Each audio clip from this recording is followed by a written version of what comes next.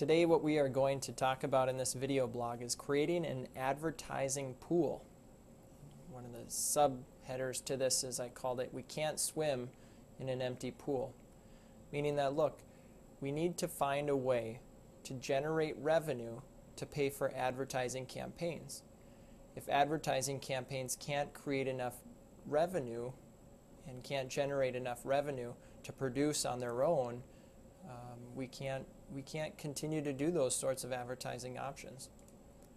So what is the goal of an advertisement? Well, according to Webster's dictionary, that's the act or practice of calling public attention to one's product, service, needs, etc., professional planning, or designing or writing. But my definition for it would be a cost-effective means of bringing new and existing clients back into a prospect funnel for a specific product, need, or service.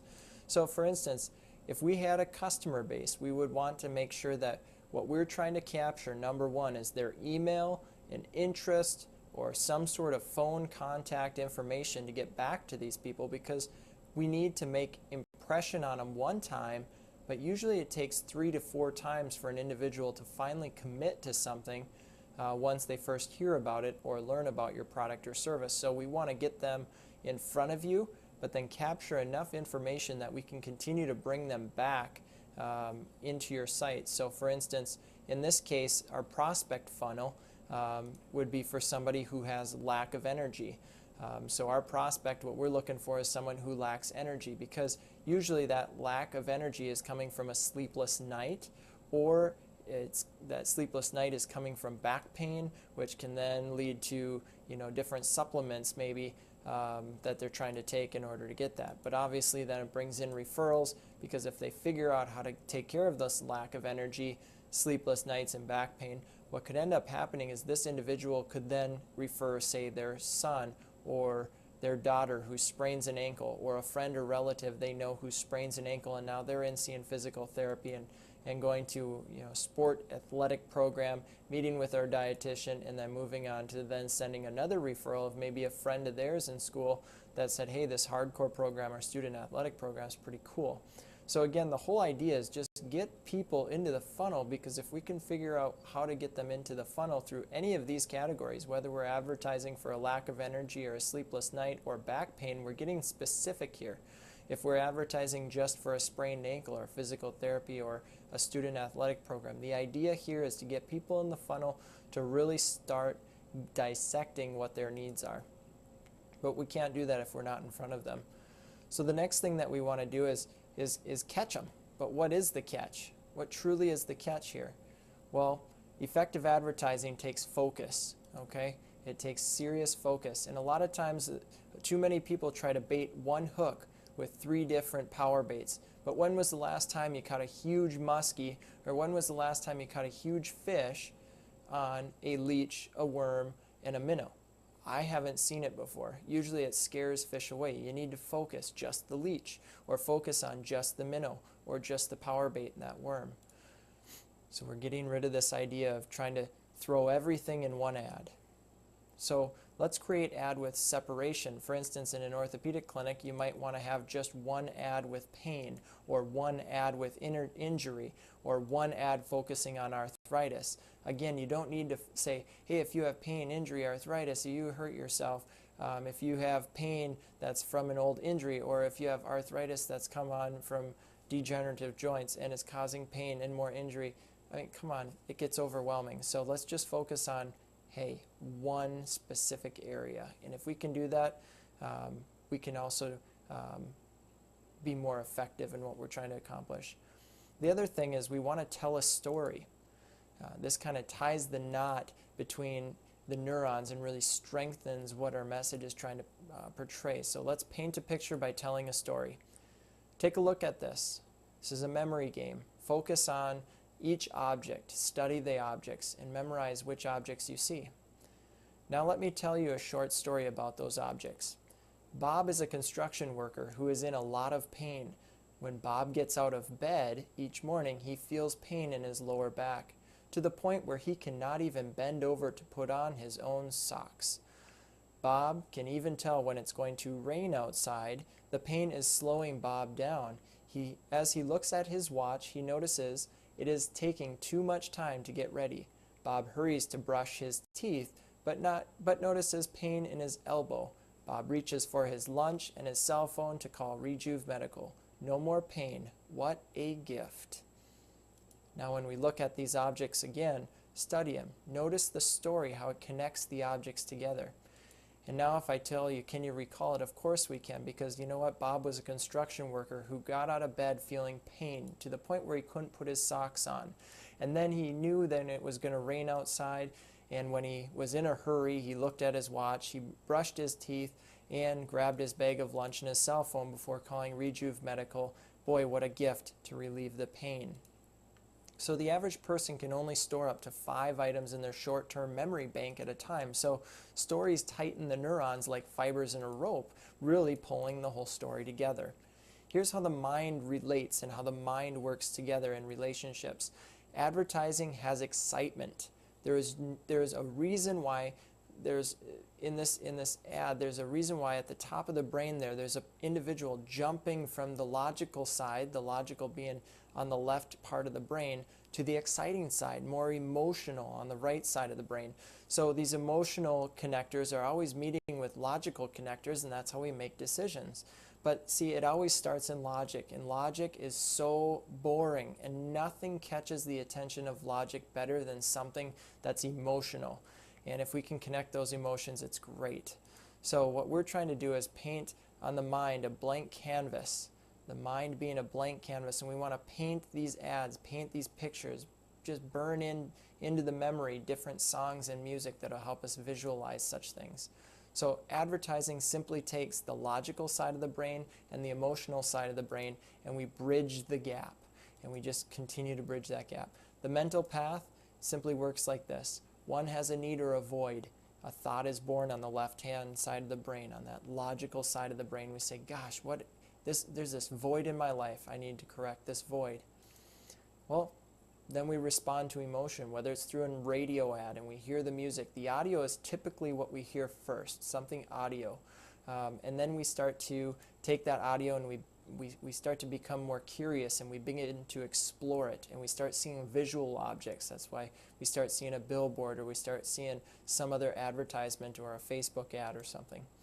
Then what we can do is we can visually see it, because now this message of this emotional music, this emotional visual that's been capturing our mind is now starting to build this want and this need that we can visually see, and it's painting this picture on our visual mind canvas. And so then what we do is we seek expert advice. Look, I have this blueprint, now how do I put this together, right? And when we seek that expert advice, that's when we logically can make sense of it and we buy a product or a service. So advertising bridges that gap again between logic and emotion. Always remember that it's always between logic and emotion. Okay? That's our goal, that's our focus. So read this out loud to yourself. When you read this, it's pretty funny how we can read this entire sentence out loud even when the letters are out of place, right? So again, within your ads, sometimes you can use this scripting to capture the attention. It's called unintentional blindness. It's not what you look at, it's how you see it. It's not what you look at, it's what you see. It's not what you look at, it's how you interpret it, right? Just like this. What letter do you see? Some would say, I see, well, an A. Others, I see an H. Who's right? Who's wrong? The cat. One image can have different meanings depending on the environment we place it in. So it becomes crucial within ads how we place each of our pieces of content, and our text is very important. So what are our high impact advertising options? Well, you've always got billboard, you've always got television, you've always got radio, there's newspaper, magazines, and lots more. But those are kind of more the high impact. Our low impact advertising, well, they're going to be things that are similar to like expos for seniors or health fairs or women's showcases. Anything that's a trade show is really going to be where your low impact. However, don't confuse this. because your low impact advertising, again, is going to capture emails. It's going to capture ways to get in front of clients and prospects that you have already talked to and had a great experience with. So it's going to be your first impression happening at these low impact advertising in order to capture their hearts and to catch them into their high impact advertising, such as the radio, magazines, and billboards. So again, that's a very vital part of your advertising. But making it profitable. What you need to do is you need to take each department, you need to design a profit menu. Now, I've done this profit menu for simple sake. None of it is accurate, but each department's design menu is different. What is the profit made from one client sale, whatever department it is in your departments? Every referral is tagged. No matter where they go inside your advertising network, the dollars have to and are always tracked back to the resource of that referral. Just kind of like in The Sims. If any of you have ever played the game The Sims, in that house, each one of those individual families have a different color block above their head, or star or diamond, that follows them wherever they go. Now imagine if that Sim referred their friend Sim to go to their clinic or to go to their dental practice. Again, that Sim color would share that same diamond over their head. In this case, there were 2 referrals passed in blue and 2 referrals passed in green, and pink had a kind of an influence on that green as well behind her, so it's kind of a purple hue to it as well. So again, we're always tracking where these leads come from. So how do we do this?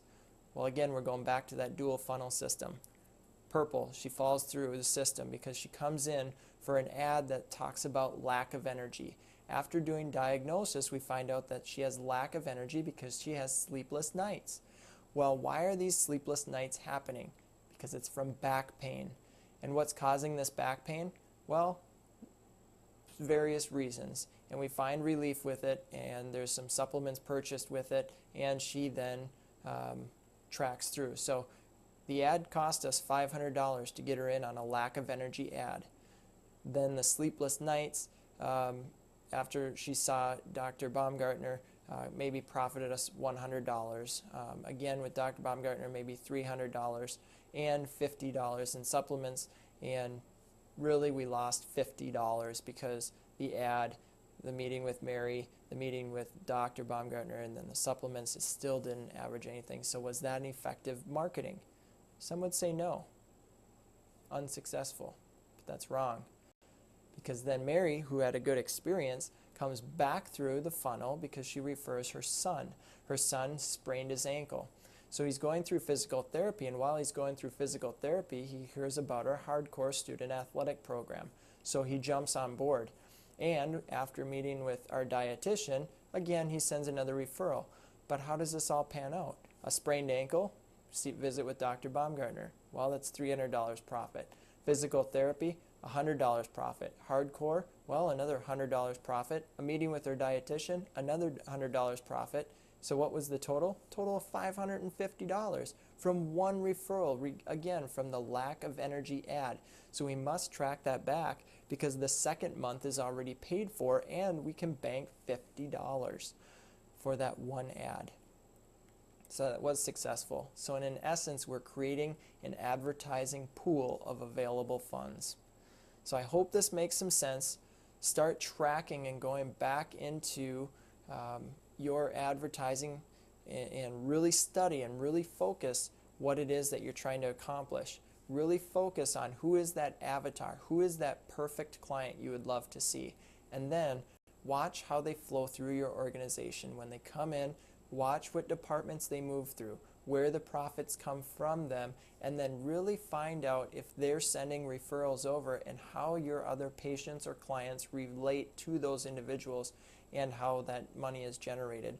Because again, wherever that first initial contact point comes from, that's where that should always be tracked back to, and it should fund it forever and ever and ever. And the minute it stops producing, the minute it stops funding it, then that's when you cut that piece of advertising. I hope this helped a lot of you. I know it has for our clinic and our company.